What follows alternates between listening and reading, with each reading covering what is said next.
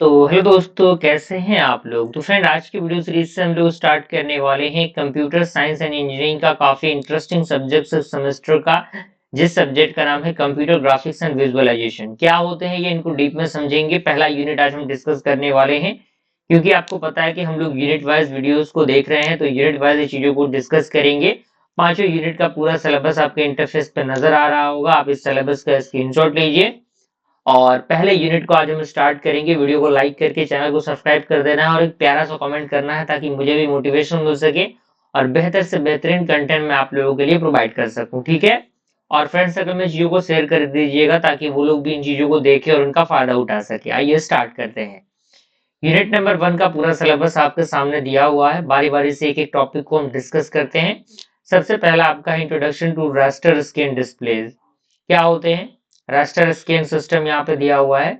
Image is displaced using a rigid of pixel, यानी जो image है वो डिस्प्ले होते हैं किसके द्वारा, जो रिगिड ऑफ पिक्सल्स होते हैं, जिसमें रोज एंड कॉलम्स होते हैं, उनके द्वारा इमेज क्या होते हैं, डिस्प्ले होते हैं। दूसरा पॉइंट कह रहा है कि screen is scanned line by line from top to bottom, यानी जो आपका स्क्रीन है वो लाइन बाय लाइन कहां से, ऊपर से लेके नीचे की तरफ क्या होता है, स्कैन होता है, यानी टॉप से बॉटम। ठीक है। ये यूज होते हैं कहाँ पे, आपके टीवीज में, कंप्यूटर मॉनिटर्स में। अगर हम इसके वर्किंग की बात करें तो इलेक्ट्रॉन बीम मूव हॉरिजॉन्टली, यानी जो आपका इलेक्ट्रॉन बीम है वो हॉरिजॉन्टली मूव करता है from left to right. And after one line, यानी एक लाइन के बाद ये नेक्स्ट लाइन में क्या करता है, मूव करता है। ठीक है, मूव करता है नेक्स्ट लाइन में। उसके बाद कह रहा है कि इंटायर स्क्रीन रिफ्रेश कंटिन्यूअसली, यानी हर एक स्क्रीन क्या होता है आपका, कंटिन्यूअसली क्या करता है, रिफ्रेश करता है। और इसका जो फ्रीक्वेंसी होता है लगभग आपका 60 से लेके 75 हर्ट्ज तक रहता है। ठीक है। अगर हम इसके एडवांटेज की बात करें तो ये सपोर्ट करता है फिल्ड करने के लिए शेप्स को और इमेजेस को। ठीक है। लो कॉस्ट इमेज का हो वो उसमें ये सपोर्ट करता है। डिसएडवांटेज ये है कि lower resolution compare to vector display, यानी वेक्टर डिस्प्ले के कंपैरिजन में इसका जो रेजोल्यूशन होता है ये लोअर होता है। And it requires the large memory, और ये क्या करता है, बड़े मेमोरी को रिक्वायर करता है, जो कि क्या है, इसका डिसएडवांटेज है। क्लियर हुआ। चलिए, दूसरा हमारा टॉपिक है आपका पिक्सल्स। क्या होते हैं ये आपको पता ही होगा, ये आपके स्मॉलेस्ट यूनिट होते हैं जो डिस्प्ले होते हैं स्क्रीन पे। ठीक है। It represented a single point of colour, यानी ये सिंगल पॉइंट ऑफ कलर को रिप्रेजेंटेट करता है। रेजोल्यूशन की अगर हम बात करें तो टोटल नंबर ऑफ पिक्सल्स, जैसे कि आपका 1920 क्रॉस 1080, ये आपका क्या है, डिस्प्ले का रेजोल्यूशन है। ठीक है। अगला हमारा आता है frame buffer. Memory area storing pixel values, यानी ये मेमोरी एरियाज होते हैं जो पिक्सल वैल्यूज को क्या करते हैं, स्टोर करते हैं। एंड इसको हम लोग रिफ्रेश बफर के नाम से भी जानते हैं। और हर एक पिक्सल स्टोर करता है कलर को एंड इंटेंसिटी को। अगर हम इसके एग्जांपल की बात करें तो 1024 बाई 1024 रेजोल्यूशन दिया गया है विथ 8 बिट कलर। तो मेमोरी रिक्वायरमेंट कितनी होगी इसके लिए, तो इसके लिए 1020 एंड 1020 क्रॉस 8 बिट्स की मेमोरी की जरूरत होगी। ठीक है। अगला हमारा है वेक्टर एंड कैरेक्टर जनरेशन। तो वेक्टर जनरेशन की बात करें तो images created using lines and curves, यानी जो इमेजेस हैं वो लाइन एंड कर्व्स के अकॉर्डिंग क्या होंगे, क्रिएट होंगे। And beam moves directly beam between point, यानी जो बीम है वो डायरेक्टली पॉइंट के बीच में क्या करेंगे, मूव करेंगे। अगला हमारा है कैरेक्टर जनरेशन। तो कैरेक्टर डिस्प्ले होगा किसके द्वारा, डॉट मैट्रिक्स के द्वारा। एंड स्टॉक, जो आपका स्टॉक मेथड है उसके द्वारा। क्लियर है। अगला हमारा है रैंडम स्कैन वेक्टर, जिसे हम लोग वेक्टर डिस्प्ले भी बोलते हैं।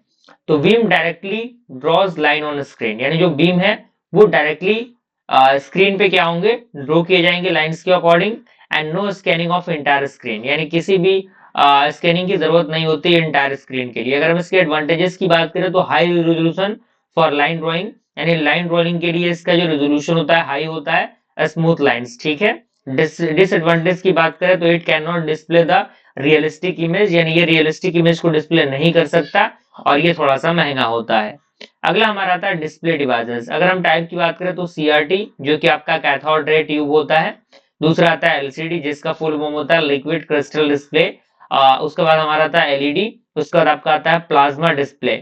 और सीआरटी कंपोनेंट्स की बात करें तो इसमें आपके इलेक्ट्रॉन गन होंगे, डिफ्लेक्शन सिस्टम होगा, और जो आपका फॉस्फोर कोटेड स्क्रीन होगा वो यहाँ पे शामिल होगा। ठीक है। तो ये उनके कंपोनेंट्स होंगे। अगला हमारा आता है scan conversion technique. Scan conversion techniques क्या है, किस तरीके से काम करते हैं, आपके सामने यहाँ पे दिया हुआ है।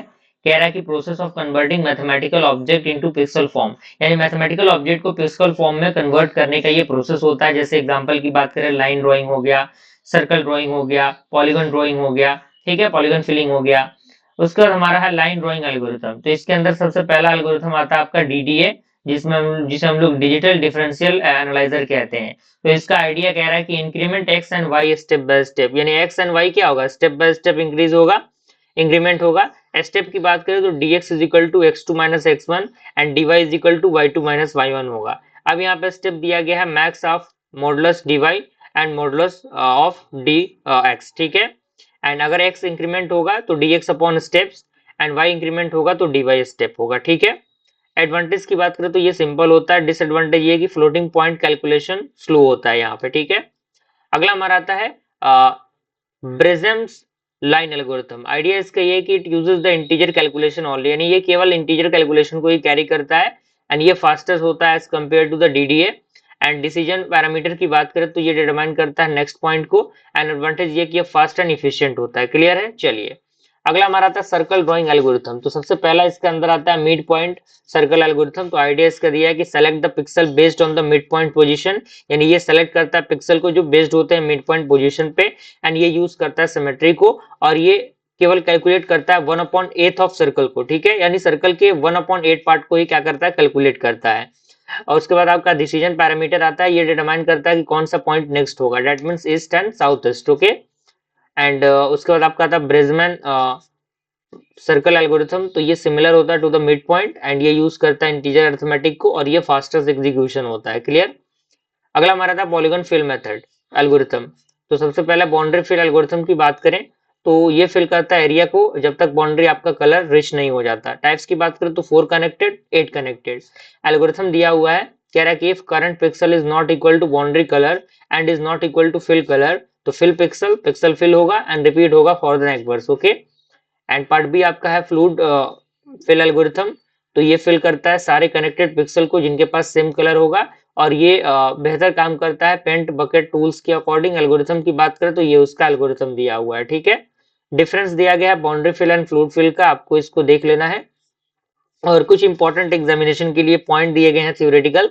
तो आपको difference between raster scan and random scan देख लेना है, और फ्रेम बफर देख लेना है, type of display devices, scan conversion technique देख लेने, एल्गोरिथम में आपको ये चारों एल्गोरिथम देख लेने हैं, ठीक है। तो इस तरीके से हम लोगों ने यूनिट नंबर 1 को कंप्लीट किया। आई होप सारी चीजें आपको समझ में आ रही होंगी। बस इस तरीके से अपने सपोर्ट और प्यार को बनाए रखिएगा। मिलते हैं फ्रेंड्स अगले वीडियो में, तब तक के लिए थैंक यू।